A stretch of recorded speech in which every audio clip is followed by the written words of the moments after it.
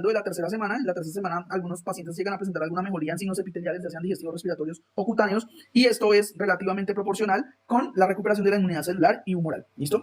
Y este virus empieza pues a ser eliminado de la mayoría de los tejidos corporales, pero puede persistir, como les venía diciendo, gracias Guillermo, gracias Doc, por periodos prolongados en tejidos uveales, en los ojos y en tegumentos como los cognientes plantales y la nariz, ¿vale?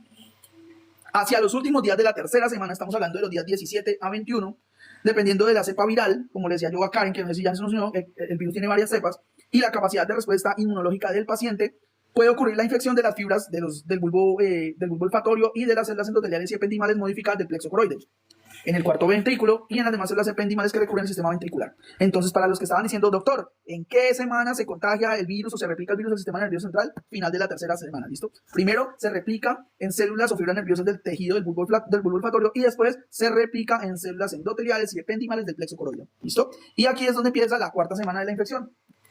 ¿Listo? Llevamos 4 semanas. No son etapas, son semanas. Esto se mide por semanas, pero ya sabemos que más o menos en la segunda semana aparecen algunos signos, y en la tercera semana aparecen los signos severos, y al final de la tercera semana esos signos severos asociados a respiratorio, a tejidos epiteliales, pues va a ir recuperando. Sí, ya vamos en 100, súper, ya vamos en 100. Sigamos, muchachos. Cuarta semana. Al inicio de esta semana, post-infección, ¿listo? El 50% de los perros sobreviven, el 50% no. Pero el 50% de los pacientes ya tienen una replicación viral en plexo coroideo y en bulbo olfatorio, pero no han llegado a presentar ninguna sintomatología neurológica. Vamos a hablar de lo que más me gusta de neurología. Pero al finalizar la cuarta semana, o sea, en el día 28 post-inoculación, casi el total de los pacientes tienen una neuroinfección que ya sea sintomática o asintomática, ¿vale? Los signos respiratorios y digestivos ya pueden ir mejorando, listo, probablemente ya hayan mejorado algunos, porque ya los órganos linfoides empiezan otra vez a repoblarse de células linfoides, y ese estado de inmunosupresión, pues o de inmunodepresión va cediendo poco a poco, mejorando así pues la producción de anticuerpos, la inmunidad celular y el cuerpo dice, ya salí de la enfermedad, pero resulta que esta repoblación del sistema inmune afecta también, o puede ser nociva para el paciente que ya tiene la infección en el sistema nervioso central. ¿Listo? Entonces se empiezan a recuperar algunas cosas, pero si ya tienen signos neurológicos, pues la enfermedad ya se vuelve de mal pronóstico. La etapa neurológica ya la semana final, Doc, sí, ya vienen las convulsiones, pero estamos en el inicio de la cuarta semana, que es la etapa neurológica. Y esta cuarta semana ya hay replicación en células epiteliales y epidimales del plexo coroideo, del cuarto ventrículo, y de tejidos linfoides, además del bulbo olfatorio, ¿listo?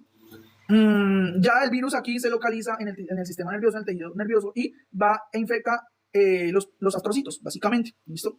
Afecta a los pericitos adyacentes y las células meningias, y todas estas células van a ir a expresar glicoproteína CD4 en su superficie, que favorece la adhesión entre células y diferentes componentes de la matriz extracelular. Entonces favorece la fusión entre células o adhesión células infectadas. Gracias, Bimari, por tu rosita, gracias. Chicos, nos faltan... A ver qué nos falta, chicos. Nos falta 4 granitos de café para completar la meta que teníamos para el día de hoy. A partir de la infección de los astrocitos y los pericitos, inicia una diseminación arborizante en el sistema nervioso central con una replicación lenta. Y esta diseminación es intracelular, o sea, de célula a célula entre los astrocitos, que tiene, gracias a Adelita, gracias por tu regalo, de los oligodendrocitos.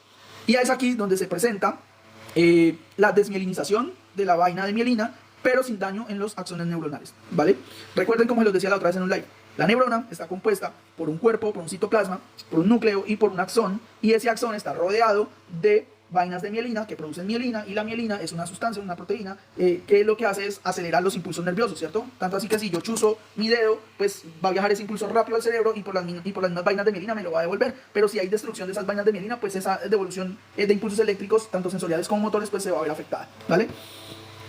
Entonces, a esta etapa de la neuroinfección, recuerden, destrucción de vainas de mielina por desmielinización, pero sin daño axonal. Esta etapa se conoce como encefalitis aguda no inflamatoria, y es posible que en este momento de la neuroinfección corresponda con aparición de signos como mioclonos, como la ataxia sensorial o hiposmia. Y en la etapa en que se desmielinizan las vainas de los axones, pero no hay daño neuronal axonal, y produce una encefalitis aguda no inflamatoria que empieza a producir una neuroinfección asociada a mioclonías, ataxia sensorial o hiposmia. O sea, el paciente no saborea bien, no huele bien y no hay más signos neurológicos. Pero posteriormente a esto, y coincidiendo con la repoblación de los tejidos linfoides en todo el organismo, ocurre la encefalitis inflamatoria, que esta se da por linfocitos citotóxicos CD8 y también por células plasmáticas que ocasionan una pérdida masiva de mielinas y de axones. O sea, en la encefalitis inflamatoria ya vamos a haber perdido axones y ya vamos a haber perdidas vainas de mielina. Esta encefalitis inflamatoria se caracteriza por infiltración de macrófagos, de linfocitos TCD4, de linfocitos TCD8 y de células plasmáticas en este sistema nervioso, y va acompañada obviamente de un incremento intracecal de concentración de anticuerpos, y esos anticuerpos son neutralizantes del virus, pero también hay un efecto citotóxico independiente de anticuerpos, que son los TCD8, y este efecto citotóxico mediado por anticuerpos, que es TCD4 y linfocitos B. También hay infiltración por macrófagos, que pues, pueden producir una neurofagia, y va a haber liberación de factor tumoral alfa, de interleuquina 1, de interleuquina 6, de interleuquina 8, del activador del prominógeno, de las metaloproteasas, que son moléculas que suelta el sistema inmune, y esto va a liberar radicales libres que van a provocar un proceso de oxidación por anticuerpos contra el virus, y se provoca un proceso oxidativo que nos va a dañar aún más el sistema nervioso central. ¿Listo? Por eso es importante, colegas, como tip, que en pacientes neurológicos asociados a moquillo, gracias Ricardo, se empiecen a dar antioxidantes. ¿Listo? Los antioxidantes son importantes porque, vea, en una encefalitis inflamatoria que ya tiene pérdida de axones y pérdida de vainas de mielina, empieza un proceso oxidativo que hay que ayudar a contrarrestar, sabiendo muy bien que probablemente en esta etapa neurológica el paciente ya no vaya a evolucionar positivamente. ¿Listo? Pero los tratamientos hay que intentarlos, muchachos, los tratamientos hay que intentarlos. Gracias, Jonathan, por tu capibara. Estos signos neurológicos pues van variando según la zona del sistema nervioso central afectado y pueden verse afectado al sistema mental. Entonces el estado mental, vamos a ver pacientes en estupor o en coma, ya van a aparecer los problemas de estatus epilépticos o convulsiones generalizadas, empiezan a aparecer ataxias sin nistagmos cerebelosos o vestibulares, empiezan a aparecer problemas de paraparesia o tetraparesia, que ya realmente son procesos muy graves. Este tipo de convulsiones pues va a variar dependiendo de qué región de la corteza cerebral está dañada. Cuando, por ejemplo, tenemos esta convulsión de masticar chicle o de eso se llama, bueno, se me olvidó, movimiento maxilar y mandibular involuntario, pues esto ocurre por poliencefalomalacia de los lóbulos temporales, ¿listo? Y esta encefalitis inflamatoria masiva es la causa más común de la muerte de la enfermedad. Entonces, cuando el paciente ya está en esa etapa convulsiva, en esa etapa de paraparesia, de tetraplegia, que no se para, que convulsiona, que tiene ataques, que tiene nistagmos, prácticamente allí es donde ya no hay nada que hacer, ¿vale? Esa es como la fisiopatología de la enfermedad, clasificada en 4 semanas. No sé qué les pareció el live, Exacto, aquí es donde se hace la eutanasia, y ya no hay nada que hacer prácticamente. Bueno, cabe aclarar que los pacientes que sobreviven de moquillo, pues son pacientes que la mayoría de veces quedan con secuelas neurológicas. Eso se da por el proceso de desmielinización, pero pueden vivir tranquilamente. Alguno que otro paciente puede llegar a presentar estatus epiléptico, obviamente por daño neuronal.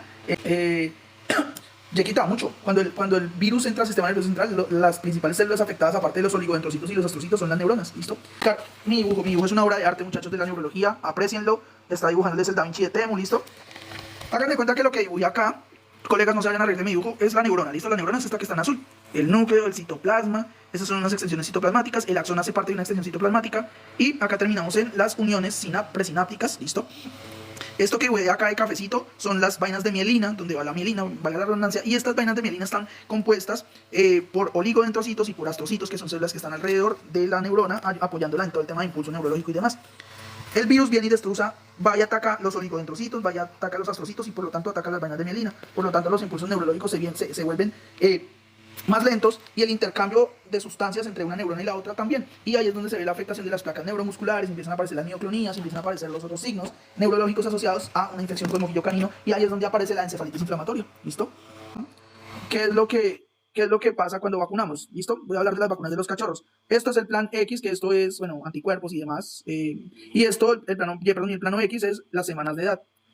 Cuando nuestros pacientes nacen, ellos hacen una inmunidad pasiva mediante la lactancia del cachorro y esa inmunidad pasiva más o menos dura hasta las 12 semanas, donde esa inmunidad pasiva empieza a bajar.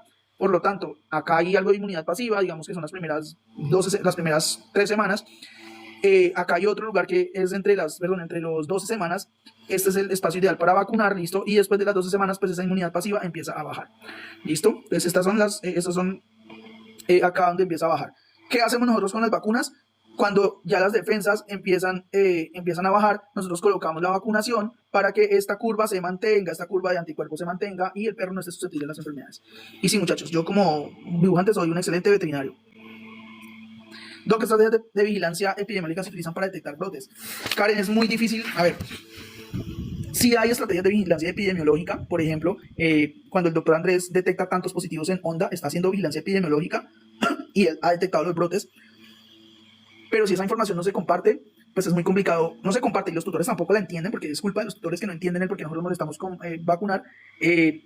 Pues esa vigilancia epidemiológica se rompe y ahí es donde llegan todos los contagios. Muchas gracias a todos los que estuvieron aquí, gracias por seguirme, gracias por los regalos. Recuerden ir a seguirme en TikTok, Cerebrumbed, en Facebook, Cerebrumbed, en YouTube, Actualidad Animal. Les voy a subir los videos por YouTube y les voy a subir los videos por TikTok. Solo que en YouTube pues van a estar un poco más completos porque en TikTok les voy a tener que quitar partes que están muy largos. Es eso, chicos, vamos a subirlos ahí para que me sigan, para que les den cariño, les den amor, muchos likes, muchos comentarios. Necesitamos que este canal crezca, ya casi estamos en los 3.400.